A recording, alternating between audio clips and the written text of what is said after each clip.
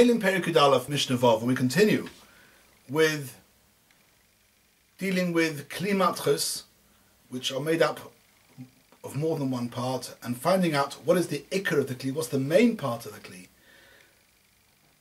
And we have another, before we dealt with the rein and the bridle of an animal, and now we're going to deal with a pikoshol mateches. We're now dealing with the act of spinning. When the wool is spun, let's say you spin by hand, you feed the unspun wool to your fingers, and then one spins the wool, and the spun wool is twisted round a spindle. The spindle may hang, and as you spin, the spun wool just goes round and round and creates a big ball of wool, spun wool.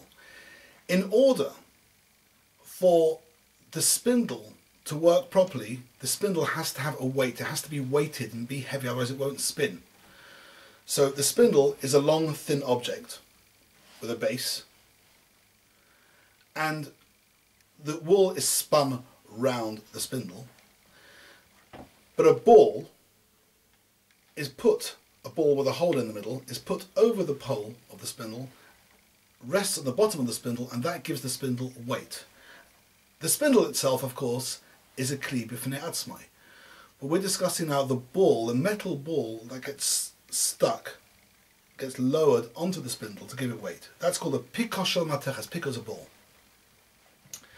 made out of metal. Has that piko got its own name? Does it have its own identity? Has it got its own function? So Rabbi Kiva metame v'chachamim metarin. This piko, known in English as the spinner's coil. So Rabbi Kiva is metame. He says that's got its own name. And the Chachamim say no, it's tahor, because it's actually just serving, it's auxiliary, secondary to the spindle. The Tosis Yom Tov says, but the rule is anything which has a shem b'fnei atzmo is tamei. So he asks, why don't we just go into the street and find out, has it got its own name? But we've explained this, so we're actually not dealing here with a name, with a word that the people use. It's actually a matter of the Chachamim deciding does it have its own individual function, and Rabbi Kiva, the Chachamim, Rabbi Kiva says it does, and the Chachamim say it doesn't. Says the Mishnah, Metzupe Tahira. We're now dealing with a piko, with a ball made out of wood. Now, wood is definitely not a kli, because for wood to be a kli, it must have a base kibble, and the ball hasn't.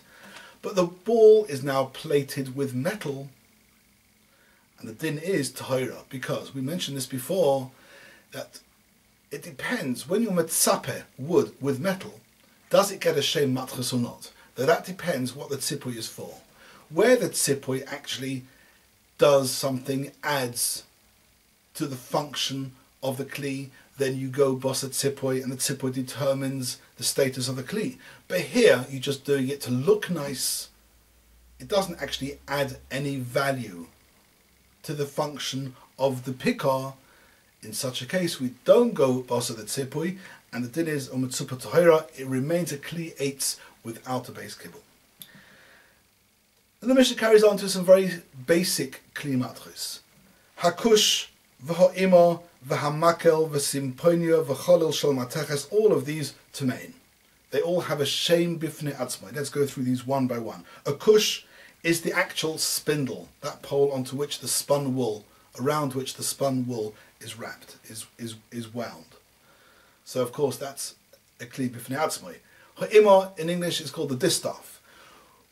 The unspun wool is wrapped round a pole, a stick, normally held under the arm, from which one feeds the wool in order to spin it. That pole, the distaff, of course, is a kli matchos with a shem b'fnei atzmai is tomei. Makel is a regular stick. The stick may be used for driving an animal on the field, but still, because it's used by a person, it's primarily a tashmish odom, and therefore is considered to be a kli maaseh, and a metal stick is tomei. The simponia, as the name suggests, symphony, is an instrument. It's a part of the flute family. Not quite sure exactly what it looks like. And the reason why it's mentioned specifically here is because we're going to deal with another angle of that later on in the Mishnah. Of course, a metal musical instrument is makabel tumah. V'cholil shel mateches, a metal flute, tmein, all of these are tamei. U'mitzupin toirin. If these things are made out of wood and they're only plated with metal, now these things don't have a base kibble. So because of under the wood rule, they're not able to be makabel tumah. The fact that you mitzapa them with matches, we just mentioned before, that if the matches is just there for ornamental purposes, doesn't actually add to the function of the instrument or whatever it's talking about, then we don't go boss at tzipui. So it remains a kli eitz she'eino beis kibble. Although the simponia, the flute, has got an inside, it has got a base kibble, but for a kli eitz, the rule is two things. It must have a base kibble, and that base kibble must be also likabel. It's made actually to put something inside it. And the flute has a base kibble, but nothing is put inside it, therefore it remains a pshute kli eitz and is not makabel tumah.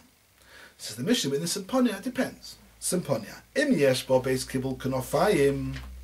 If the simponia, in order to make the flute, this particular instrument, sound better, little wing-shaped articles, objects, are put inside the simponia, and that makes the sound better. If this kli eitz, the simponia, which we're talking about, the kli eitz which has been supper with mateches, if this kli eitz actually has a little receptacle inside it into which these kunofayim can be fitted, then the kli eitz is called the kli eitz also l'kibble, or beinkach tameh, whether it's matzupa or not matzupa. The kli eitz itself is now a kli eitz sheyesh lo beis kibble. It's also l'kabel the kunofayim, and therefore is makabel tumah.